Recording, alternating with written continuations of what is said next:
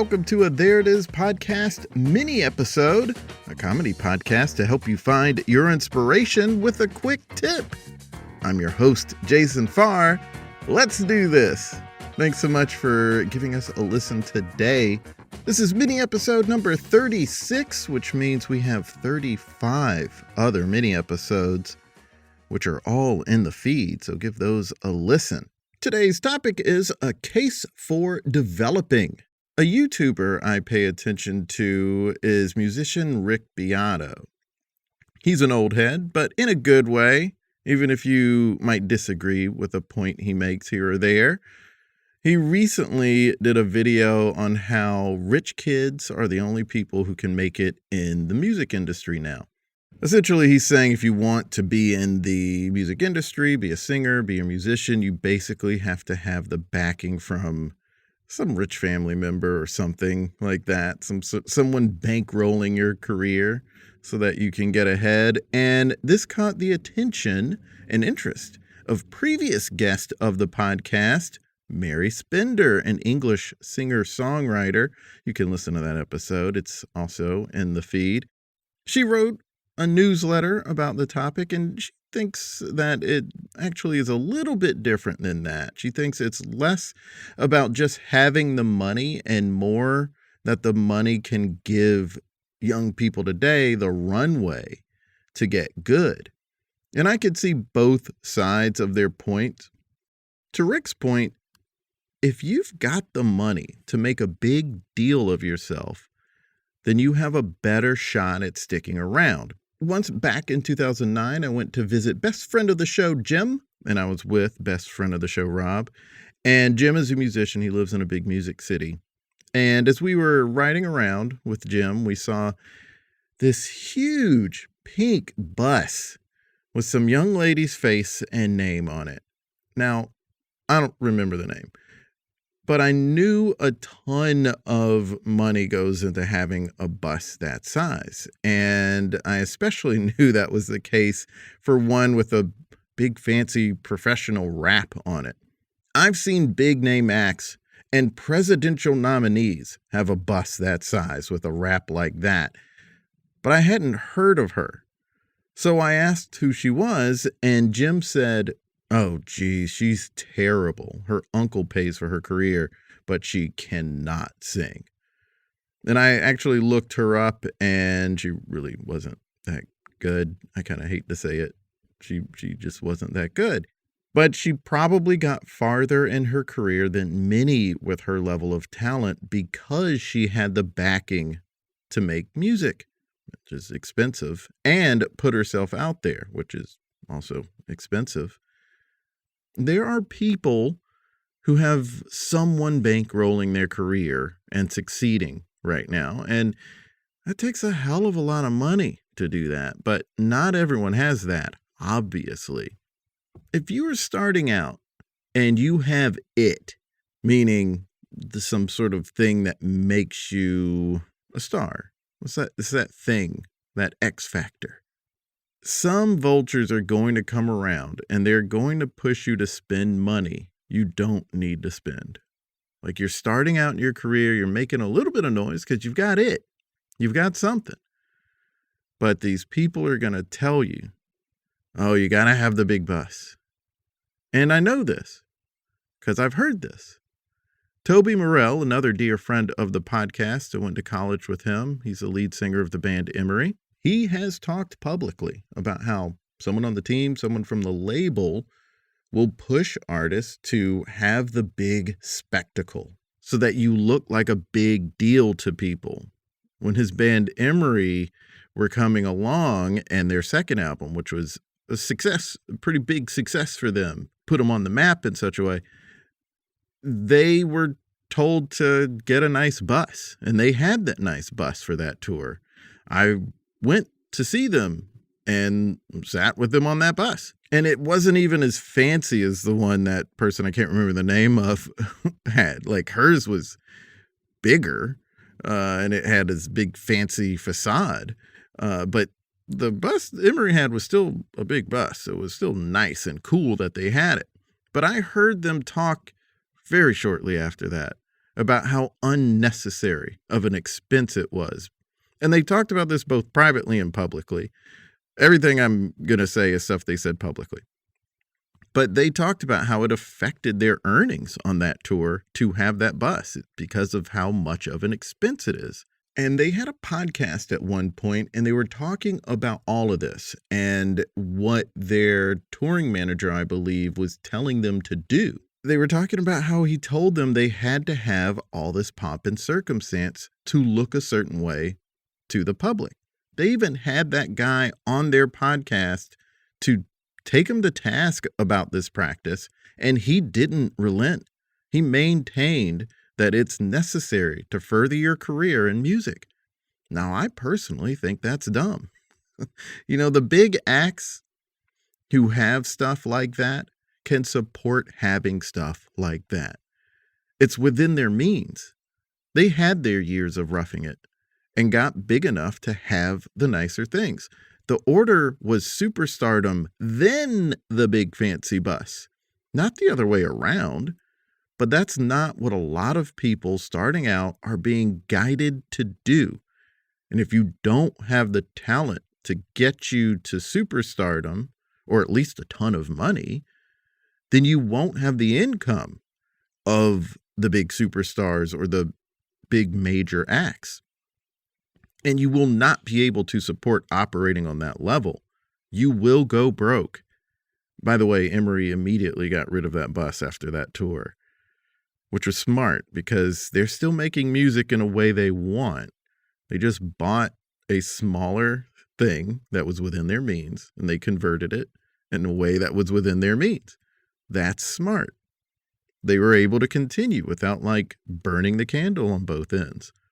There are people who spent way too much money instead of taking the baby steps needed to develop the things that can maintain a career and are now fully out of the business. Don't take the advice of these touring managers and labels who tell young people to go big or go home, because most of them are going to end up going home with broken hearts.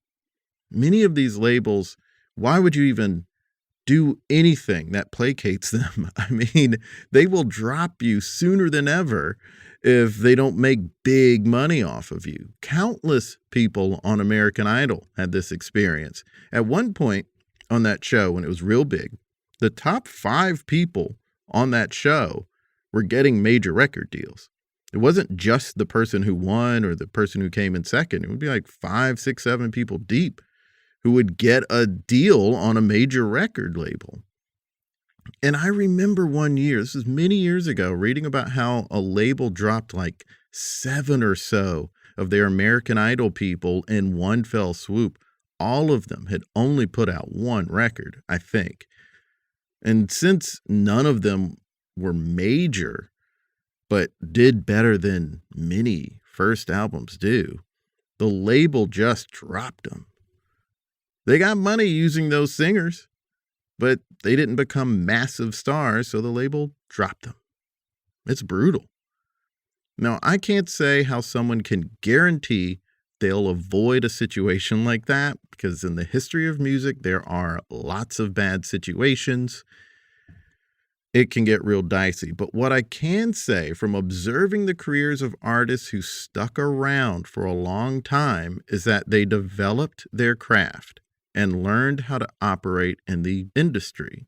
During that time, they developed and established a bond with a fan base. These flash starts, like a reality competition show, put you out in front of just about everyone before you're ready. And so many of them hadn't developed their craft or how to be a recording artist before they got on the show. And you have to get good and hone your talent and learn how to consistently make good stuff. That takes time. But that is the process for all the big bands, or even indie bands that have stuck around for decades. That's the process they went through. They didn't get in front of everybody first. They had several albums, not all of them selling like gangbusters, but making a little noise. And they developed, and then they got big. So to Mary's point, The powers that be in music seem to have less patience with an artist's development. 25 years ago, I remember hearing U2 complain about how the music industry was making it harder for people to develop and to stay in the business. Like back in the day, if an artist's release showed potential but didn't do gangbusters, they'd get more chances.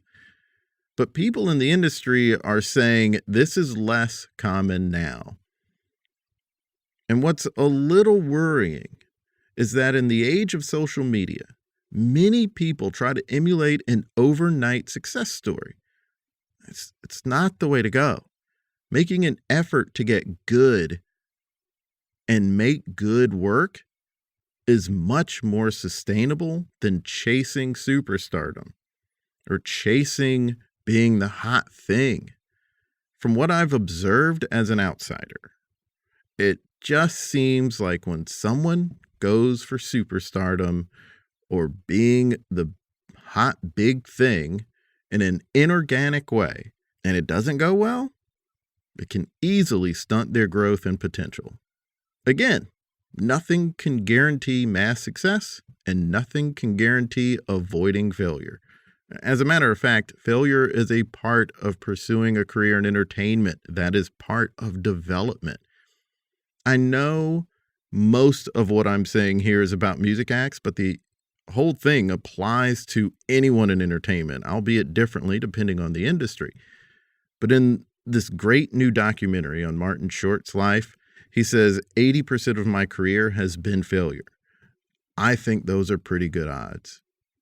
Failure is part of developing. But if you don't get the chance to fail and try again simply because you don't have the money to continue, because you can't put money into looking big or just sticking around to make stuff, what are artists to do? It may seem counterintuitive to what you see people do, but you have to take the time to develop. You have big dreams. That's fine. Just don't rush it.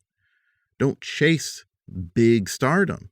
For about 10 years now, I've seen people in comedy kind of rush to being the next big thing. And I'm not saying everybody.